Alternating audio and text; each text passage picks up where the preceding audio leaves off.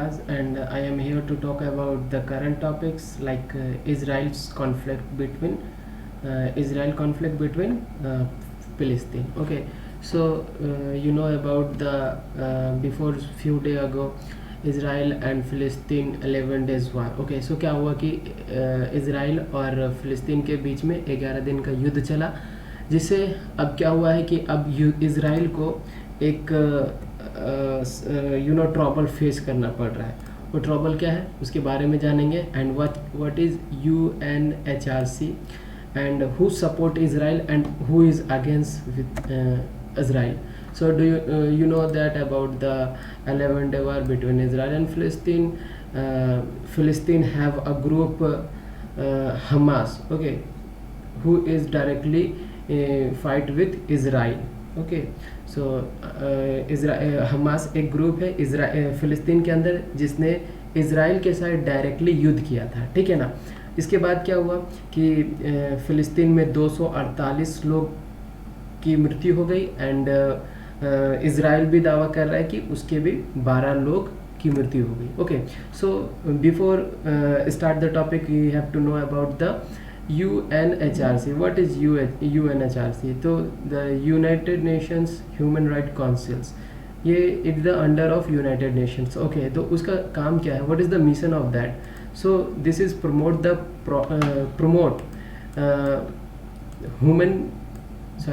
Protect human right and around the world, ठीक है ना। ये ह्यूमन राइट्स जो होता है, लाइक अब यू नो अबाउट द जो ह्यूमन है उसको क्या राइट्स मिला है, freedom of speech, expressions, visit, है ना। So these are things we have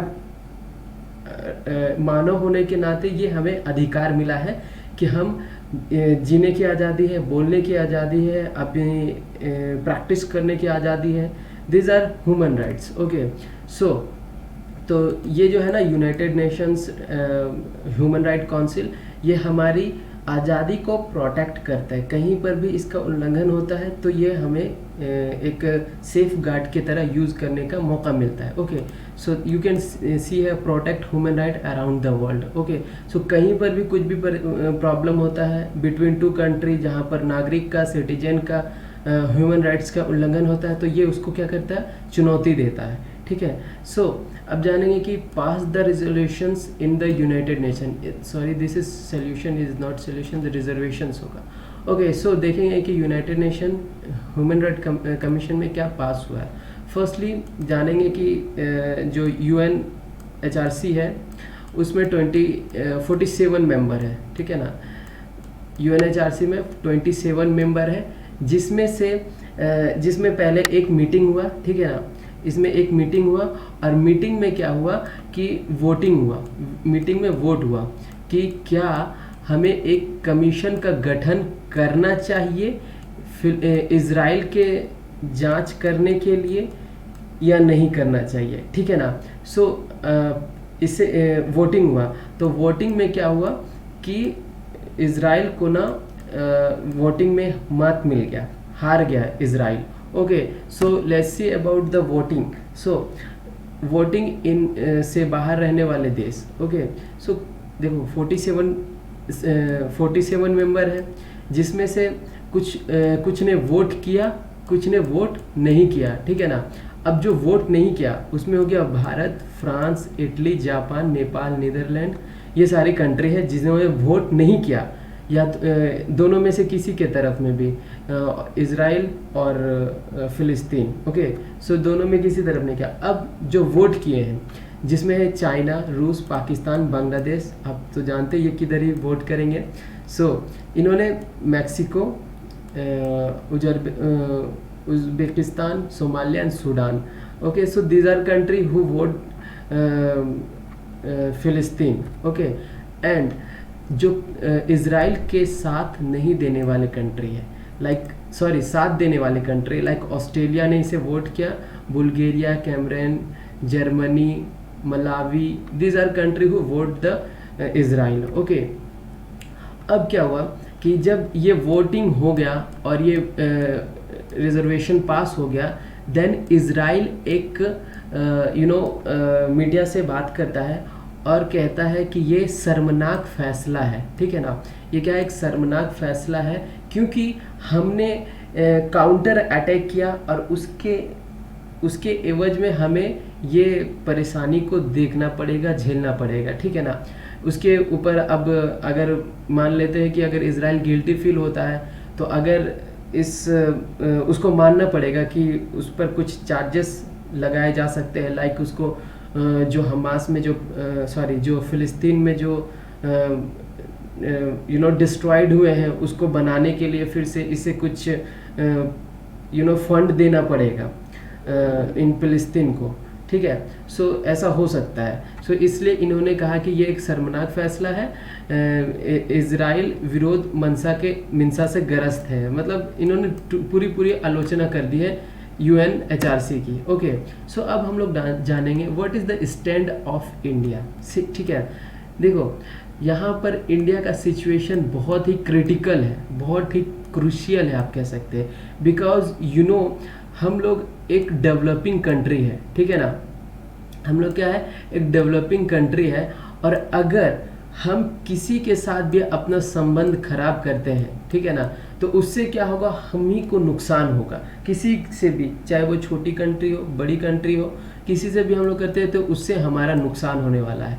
इसलिए इंडिया का जो स्टैंड रहा बहुत एकदम अब किसी के पक्ष में झुका हुआ नहीं था, ठीक है ना, बहुत ही पैरेलल था, एकदम आप कह सकते थे समान था। ना तो ये इजराइल की आलोचना किया, ना तो ये फिलिस्तीन का सहयोग किया। इन्होंने जो अपना जो स्टेटमेंट दिया बहुत ही क्या कह सकते हो उसे आप, बहुत ही इन्होंने संभल करके अपने स्टेटमेंट को दिया, ताकि ना तो इजराइल को परेशानी हो और ना ही फिलिस्तीन को ऐसा लगे कि ये मेरे सपोर्ट में है, ठीक है ना। सो अगर हम before the war India always support the फिलिस्तीन, बिकॉज वहाँ पर ह्यूमन राइट्स का वॉलेशन हुआ है, ठीक है ना, मानहानि हुई है, ठीक है ना, नागरिक का जो अधिकार है उसको शोषित किया गया है। तो these are thing is not good for any country. So but now the situation of India is not establish, because हम लोग खुद एक ट्रबल फेस कर रहे हैं with China and Pakistan also, क्योंकि आप जानते हैं कि जो गलवान वैल्यू है और जो अरुणाचल प्रदेश हमारा भारत का जो नॉर्थ साइड है, वहाँ पे चाइना क्या कर रहा है, अपना एक रोड बेस बना रहा है, ठीक है ना। क्योंकि अगर यहाँ पर इस बार कुछ होता है तो चाइना डायरेक्ट अपनी मिलिट्री भेज देगा, और जो भारत का कुछ हिस्सा है अरुणाचल साइड में वो उसके कब्जे में ले सकता है।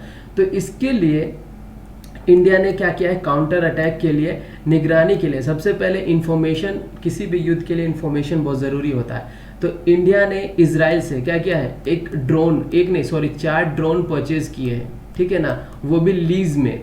तो देखो हमें ना बहुत संभल करके अभी कोई भी स्टैंड लेना पड़ेगा।